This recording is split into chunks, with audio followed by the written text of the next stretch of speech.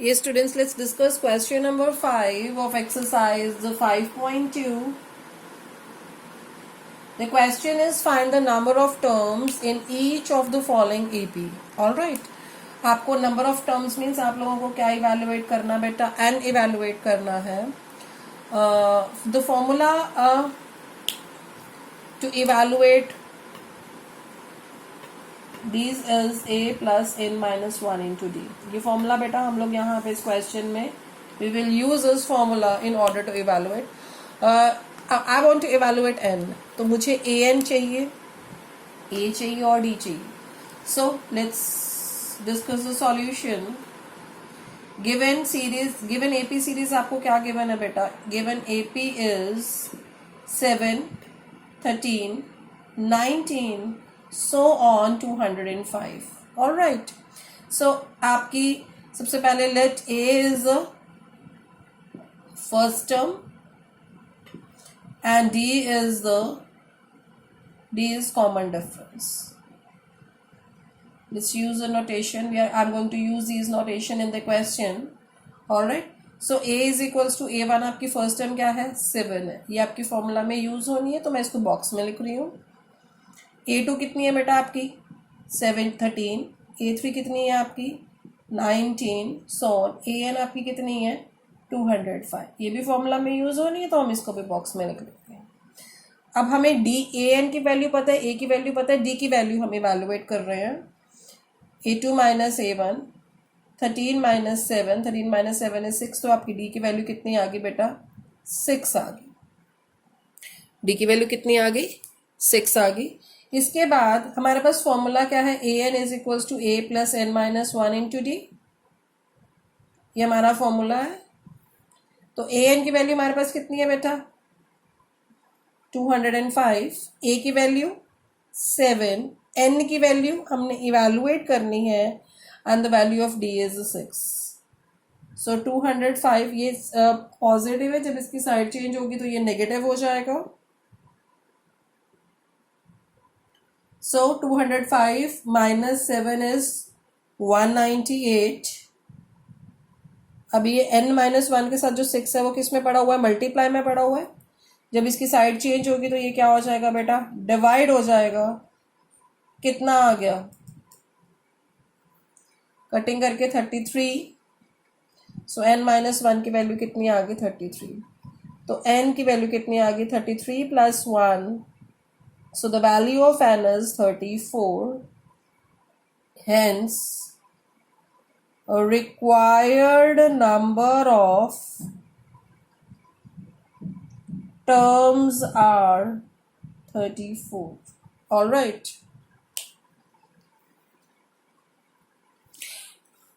Now let's discuss question number 6. Check whether minus 150 is a term of AP. This is an AP. आपने ये बताना है कि जो माइनस 150 है वो इस AP का पार्ट है या नहीं है. तो कैसे पता चलेगा कि माइनस 150 इस AP का पार्ट है कि नहीं है? हम n को इवैल्यूएट करेंगे. All right. अगर n आपका फ्रैक्शन में आ जाता है, अगर आपका n फ्रैक्शन में आता है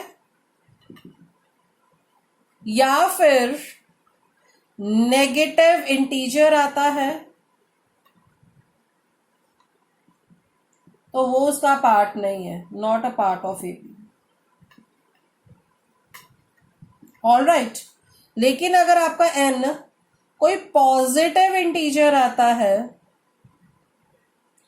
then minus 150 is part of it. आपको समझ में आ गया क्या करना है? So now let's discuss the solution. Given AP is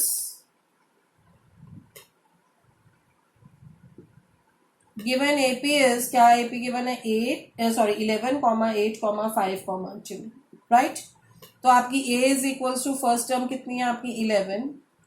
A2 कितना है? 8. The value of A3 is 5. The value of A4 is 2.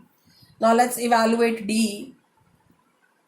D कितना हो जाएगा बेटा, A2 minus A1,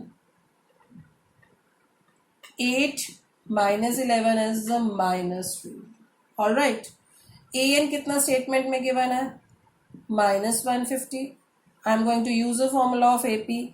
AN is equals to A plus n-1 into D. AN की value -150, A की value कितनी है आपकी बेटा 11, N हमने इवेलुएट करना है, D की वैल्यू कितनी है -3. ठीक है, ये -11 जो है उधर जाके चेंज हो गया, -11 बन गया. So -3, it will become -161 n-1 into -3. All right, so अब ये नेगेटिव -3 है, इसकी साइड चेंज हो गई तो ये इधर आ गया, n-1, नेगेटिव नेगेटिव कैंसिल हो गया. सो n-1 की वैल्यू कितनी आ गई, 161/3. All right, so n is equals to 161/3. ये -1 उधर जाके +1 हो गया. Now I am taking the LCM. ये तो 1 से मल्टीप्लाई होगा और ये किससे होगा, 3 से होगा. सो 3, अब इनकी कटिंग पॉसिबल नहीं है, सो n आपका इंटीजर नहीं आया क्लियरली.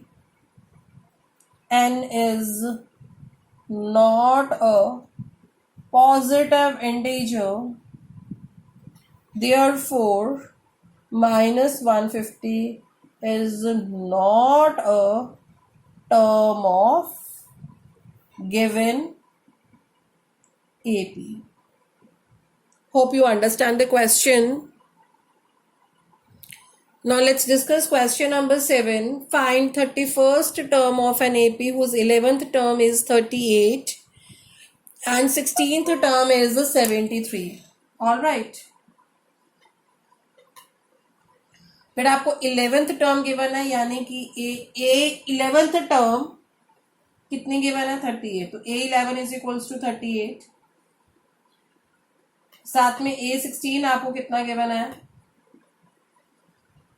73. ये चीजें आपको गिवन है स्टेटमेंट में. ऑल राइट, अब आपने क्या इवेलुएट करना है, you will have evaluate 31st term. ठीक है, तो इसको इवेलुएट करने के लिए हमें A और D की वैल्यूज चाहिए. तो हम इन दो गिवन जो कंडीशंस हैं इनकी हेल्प से हम A और D की वैल्यू इवेलुएट करेंगे. So let A is the first term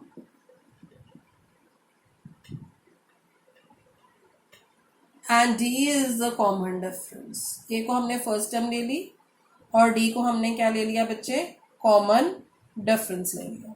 ठीक है, तब अब हम A11 यूज कर रहे हैं.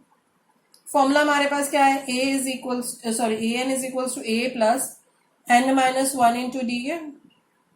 दिस इज द फॉर्मूला, इसको आपने 1 मार्क कर देना है. ठीक है, so put n is equal to 1n, n is equal to 11. A11 के बना ना हमें, तो put n is equal to 11 in first.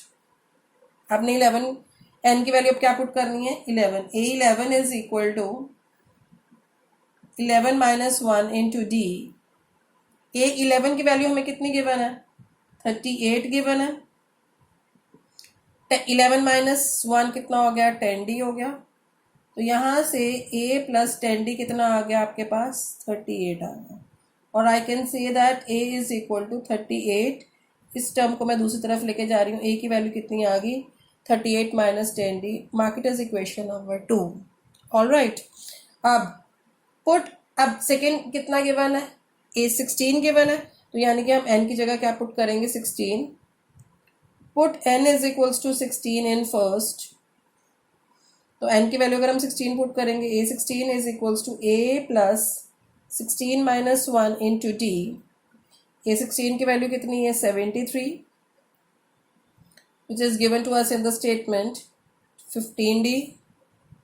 All right, तो आपके पास क्या आ गया, this implies 73 is equal to A plus 15D. अब A की वैल्यू हमारे पास कितनी थी सेकेंड इक्वेशन में, 38 minus 10D.